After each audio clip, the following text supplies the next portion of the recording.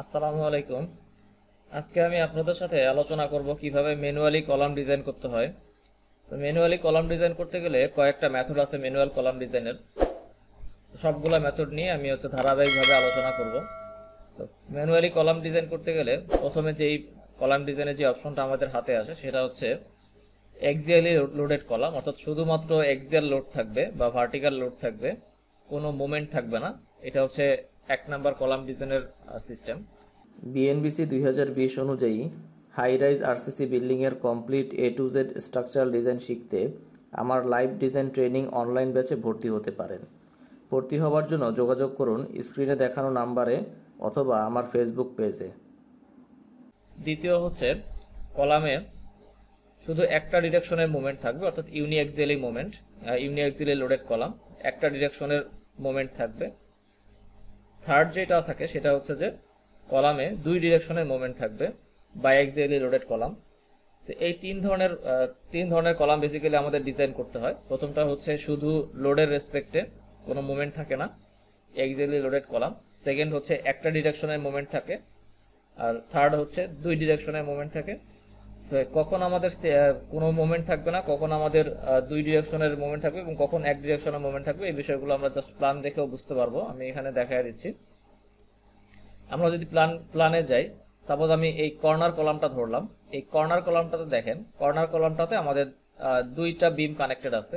So এই বিমটার আমাদের হচ্ছে টোটাল লেন্থ হচ্ছে 12 ফিট এবং এই বিমের লেন্থ হচ্ছে আমাদের 14 ফিট। সেইখানে আমাদের এই কলামের জন্য দুই ডিরেকশন থেকে মুভমেন্ট কাজ করবে এবং দুই ডিরেকশনে মুভমেন্টের ভ্যালু ডিফারেন্ট হবে। এক ডিরেকশনে হচ্ছে আমাদের এই 12 ফিট স্প্যানের বিমের জন্য মুভমেন্ট আসবে, আর এক ডিরেকশনে হচ্ছে আমাদের এই 14 ফিট বিমের স্প্যানের জন্য মুভমেন্ট আসবে। তার মানে আমাদের এই কলামটা হচ্ছে কি হবে, এই কলামটাতে আমাদের দুই ডিরেকশনে মুভমেন্ট থাকবে, এক্স ডিরেকশনে একটা মুভমেন্ট থাকবে, ওয়াই ডিরেকশনে একটা মুভমেন্ট থাকবে। সেই কলামটা হচ্ছে আমাকে ডিজাইন করতে হবে বাইএক্সিয়ালি লোডেড কলাম হিসেবে। মানে এটাকে যদি আমি 3 নাম্বার ক্যাটাগরি ধরি, তাহলে এই কলামটা হচ্ছে আমার 3 নাম্বার ক্যাটাগরির কলাম। বাইএক্সিয়ালি দুই ডিরেকশনের মুভমেন্টের রেসপেক্টে এই কলামটাকে আমার ডিজাইন করতে হবে। সেকেন্ড, আমি যদি এই পাশের কলামটাকে ধরি, এই কলামটাকে ধরলে দেখেন এই কলামটাতে আমাকে লোড আসতেছে কোন কোন দিক থেকে। এই কলামটায় আমার লোড আসতেছে তিনটা ডিরেকশন থেকে, অর্থাৎ তিনটা ডিরেকশন হচ্ছে, আমি যদি এখান থেকে একটু দেখাই, তিনটা ডিরেকশন হচ্ছে এই বিম থেকে আমার লোড আসতেছে, এই বিম থেকে লোড আসতেছে এবং এই বিম থেকে লোড আসতেছে। এখন এই পাশের যে এই বিম এবং এই বিম, এই দুইটা বিমের স্প্যান দেখেন, দুইটা বিমের স্প্যান এখানেও হচ্ছে আমার 12 ফিট স্প্যান, এখানেও হচ্ছে আমার 12 ফিট স্প্যান। অর্থাৎ আমার এই বাম দিকের বিম থেকে যেই মোমেন্ট ক্রিয়েট হবে এবং ডান দিকের বিম থেকে যেই মোমেন্ট ক্রিয়েট হবে, এই দুইটা মোমেন্টের ভ্যালু হবে সিমিলার এবং এই দুইটা মোমেন্ট সিমিলার এবং অপোজিট ডিরেকশন হবে। তো সিমিলার এবং অপোজিট ডিরেকশন হওয়াতে এই দুইটা মোমেন্ট ক্রস হয়ে যাবে, বাদ হয়ে যাবে। শুধু থাকবে আমার হচ্ছে এই বিম থেকে যেই মোমেন্টটা আসবে সেই মোমেন্টটা দিয়ে আমার এই কলামটা ডিজাইন করতে হবে। তার মানে আমার এই কলামের জন্য, এই কলামটাকে যদি আমি ধরি, এই কলামের জন্য আমার অ্যাকচুয়ালি আসতেছে কি, এই দুইটা বিমের মুভমেন্ট কিন্তু একটা আরেকটার বিপরীত হয়ে যাচ্ছে, মানে দুইটা বাদ হয়ে যাবে। থাকবে শুধু আমার এই একটা বিমের জন্য একটা বিমের মুভমেন্টের রেসপেক্টে, অর্থাৎ একটা ডিরেকশনের মুভমেন্টের রেসপেক্টে আমাকে এই কলামটা ডিজাইন করতে হবে। তার মানে এটা হচ্ছে আমাকে ইউনিএক্সিয়ালি লোডেড কলাম করে ডিজাইন করতে হবে। অর্থাৎ এটা হচ্ছে আমার 2 নাম্বার ক্যাটাগরির কলাম। 3 নাম্বার ক্যাটাগরি হিসেবে আমি যদি বলি,